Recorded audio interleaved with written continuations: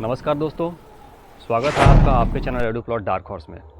17th BPSC exam preparation revision series के श्रृंखला के अंतर्गत हम चर्चा कर रहे थे यूथ कंपटीशन टाइम्स की बुक, और उसके अंतर्गत हम चर्चा कर रहे थे इन्वायरमेंटल साइंस विषय को। इसके पहले के वीडियो को अगर अब तक आपने नहीं देखा है तो लिंक्स डिस्क्रिप्शन में डाल दिया गया है, और साथ ही इस रिवीजन सीरीज से संबंधित अन्य जो भी वीडियोस हमारे द्वारा डाले गए हैं वो सभी लिंक डिस्क्रिप्शन में डाल दिए गए हैं। अगर अब तक आपने हमारे चैनल को सब्सक्राइब नहीं किया है तो कृपया इसे सब्सक्राइब कर लें, हमारे चैनल को लाइक करें ताकि हमारे रेगुलर अपडेट्स आप तक पहुंचते रहें और आप भी हमारे साथ एग्ज़ाम के रिवीजन में भाग ले सकें।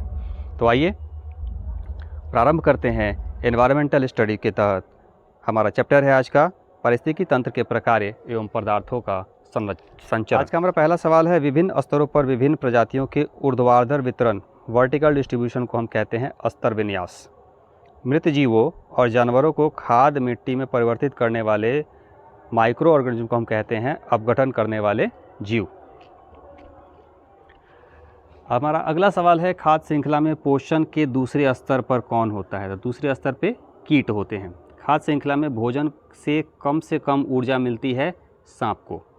वह प्राकृतिक प्रदेश जिसे बड़े शाकाहारी भूमि के नाम से जाना जाता है उष्णकटिबंधीय सवाना प्रदेश। जैव परिस्थितिकी में सबसे समृद्ध कौन है? तो उष्णकटिबंधीय क्षेत्र ही सबसे समृद्ध है और इसे हम कहते हैं बड़े शिकारों की भूमि। पारिस्थितिकी तंत्र के जैविक घटक के उत्पादक घटक हैं कौन? तो हरे पौधे।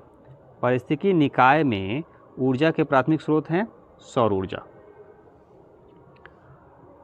नेक्स्ट है, फूड चेन में मानव कहाँ स्थित है? तो मानव प्राथमिक भी है और द्वितीय उपभोक्ता भी है। पारिस्थितिकी तंत्र के उच्च पोषण स्तर प्राप्त करता है सर्वहारा वर्ग। पारिस्थितिकी तंत्र में जैव और अजैव जगत के बीच मध्यस्थ की भूमिका निभाता है वियोजक। जलीय पर्यावरण में डीडीटी सांद्रण के आकलन के आधार पर आहार श्रृंखला का स्तर का अनुक्रम में बढ़ता है। तो सबसे नीचे जल पादप, उसके ऊपर घोंघा, उसके ऊपर मछली और उसके ऊपर पक्षी।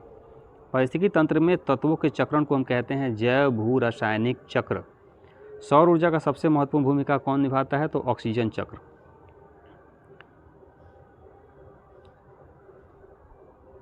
सौर ऊर्जा की सबसे महत्वपूर्ण भूमिका कौन सी है? तो ऑक्सीजन चक्र में सौर ऊर्जा की महत्वपूर्ण भूमिका होती है। पारिस्थितिकी तंत्र में ऊर्जा का पिरामिड सदैव सीधा होता है, जल वाले में उल्टा होगा। अधिकतम कुशलता पूर्वक सौर ऊर्जा को रासायनिक ऊर्जा में परिवर्तित करता है कौन? क्लोरेला। क्लोरेला सौर ऊर्जा को रासायनिक ऊर्जा में बदल देता है। अपने भोजन अकार्बनिक पदार्थों से कौन बनाता है? तो रबड़ का पौधा।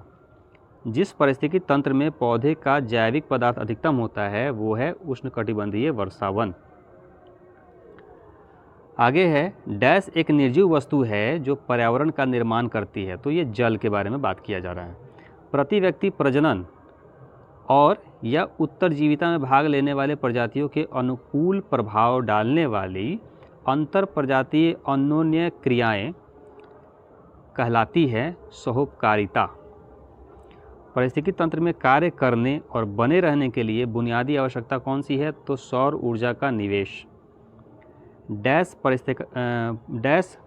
पारिस्थितिकविद 1896 में इंडिया ड्यून्स में पादपों के जीवन का अध्ययन करने के लिए प्रसिद्ध हैं। तो कौन है? Henry Charles Cowles.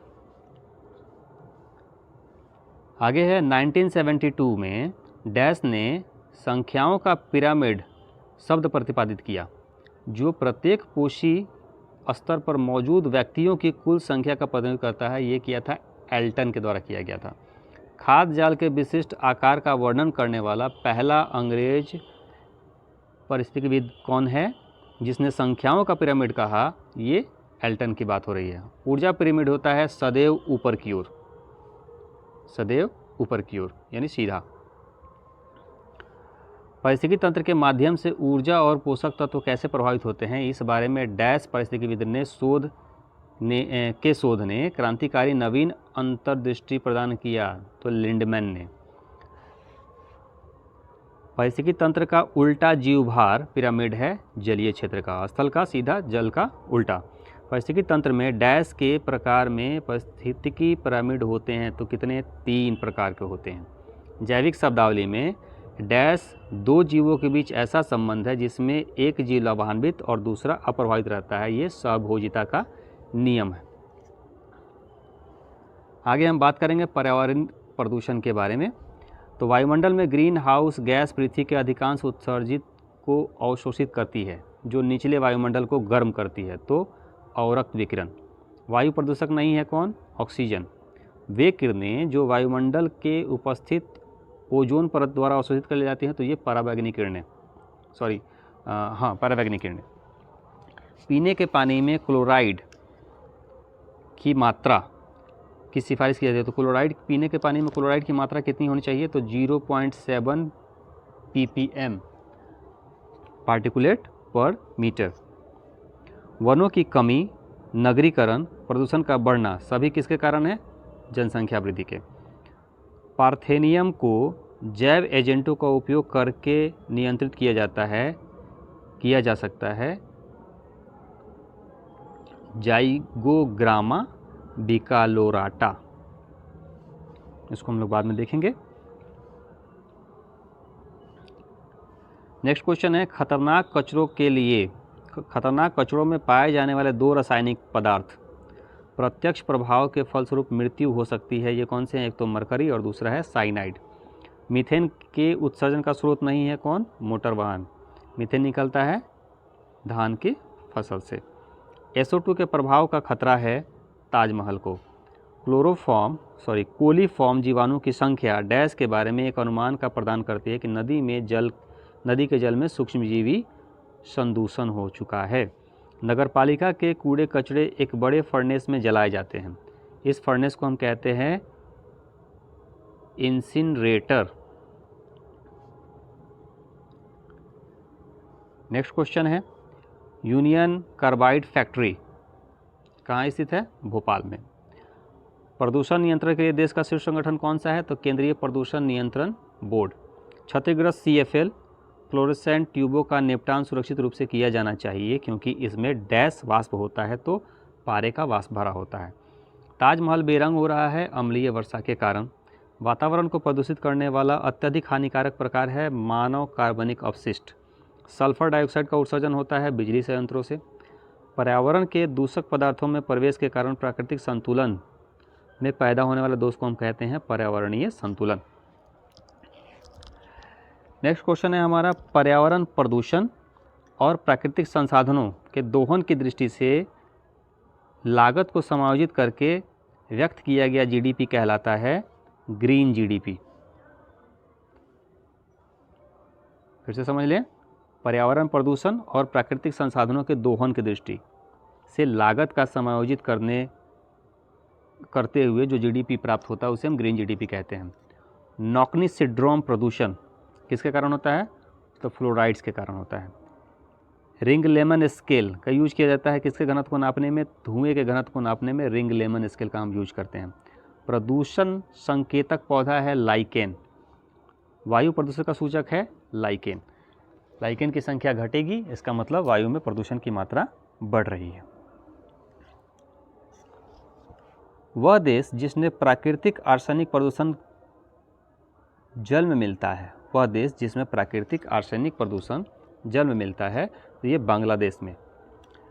BOD biological oxygen demand मापक है जल में उपस्थित ऑक्सीजन के माप का। बायोडिग्रेडेबल प्रदूषक नहीं है कीटनाशक। बायोलॉजिकल ऑक्सीजन डिमांड BOD किसके लिए मानक मानदंड है? तो जलीय पारिस्थितिकी तंत्र में प्रदूषण की जांच के लिए। वायु प्रदूषक संबंधित नहीं है यूट्रोफिकेशन से। यूट्रोफिकेशन क्या है? तो यूट्रोफिकेशन है ओशन के स्तर का बढ़ना। कोयला, पेट्रोल, डीजल दहन के मूल स्रोत हैं वायु प्रदूषण के। आगे हम बात करें, भारत का सबसे बड़े नगर में वायु प्रदूषण का सबसे बड़ा स्रोत है परिवहन खंड। बादल के जल एवं सल्फर डाइऑक्साइड के मध्य प्रतिक्रिया के फलस्वरूप होती है अम्ल वर्षा। भूमिगत जल को दूषित करने वाले अजैविक प्रदूषक हैं कौन? तो आर्सेनिक। यदि जल प्रदूषण इसी गति से होता रहा तो अंततः जलीय जीवन के ऑक्सीजन अणुओं की अनुपलब्धता हो जाएगी, यानी जल में BOD की मात्रा घट जाएगी। डिग्रेडेबल प्रदूषक हैं कौन? घरेलू वाहित मल। 80 डेसिबल से अधिक ध्वनि कहलाती है खतरनाक ध्वनि प्रदूषण। और धूल प्रदूषण को रोकने के लिए उपर्युक्त वृक्ष कौन से हैं? तो सीता या अशोक का वृक्ष जिसे हम कहते हैं। नॉइज पोल्यूशन का कारण है जेट उड़ान। और मानव जनित पर्यावरणीय प्रदूषण का कारण है एंथ्रोपोजेनिक। मानव जनित पर्यावरणीय प्रदूषण कहलाते हैं एंथ्रोपोजेनिक। जैव अपघटनीय प्रदूषक हैं कौन? सीवेज। वाहनों से निकलने वाले हानिप्रद गैसों को नियंत्रित करने के लिए बनाए गए हैं यूरो नॉर्म्स। न्यूनतम पर्यावरण प्रदूषण उत्पन्न करता है हाइड्रोजन। उर्वरक के अत्यधिक प्रयोग से होता है मृदा, जल और वायु प्रदूषण। भारत का सर्वाधिक प्रदूषित नगर कौन है? तो आईकेयर के अनुसार 2019 में गाजियाबाद है। वर्तमान में जब हम परीक्षा देने जा रहे हैं तो वर्तमान का हमें देख करके जाना होगा। स्वचालित वाहनों के निर्वातक सबसे अविषालु धातु कौन सा है? तो लेड। जैव निम्नीकरण है सीवेज। रुधिर वर्षा होती है इटली में। रुधिर वर्षा, ब्लड रेन, इटली। प्रदूषण युक्त वायुमंडल को स्वच्छ किया जाता है वर्षा के द्वारा। किसी जल के क्षेत्र में BOD की अधिकता संकेत देती है कि जल सीवेज से प्रदूषित हो चुका है। आगे मैच द फॉलोइंग है। कार्बन मोनोऑक्साइड, लीवर और किडनी डैमेज हो जाएगा। नाइट्रोजन के ऑक्साइड कैंसर के कारक हैं। धूल कण स्वास्थ्य संबंधी रोग के कारक हैं। और शीशा केंद्रीय नर्वस सिस्टम के खराब होने के कारक हैं। ऊर्जा का वह रूप जिसमें प्रदूषण की समस्या नहीं है, सौर ऊर्जा में। NAQIS का तात्पर्य है नेशनल एयर क्वालिटी इंडेक्स। झीलों के पोषक तत्वों की प्रचुरता कहलाती है यूट्रोफिकेशन। नेक्स्ट है क्योटो प्रोटोकॉल। नियमों के तहत 6 प्रदूषक में से कौन है? परफ्लूरोकार्बन। आज के इस वीडियो में इतना ही। मिलते हैं अगले वीडियो में। तब तक के लिए थैंक यू। C you.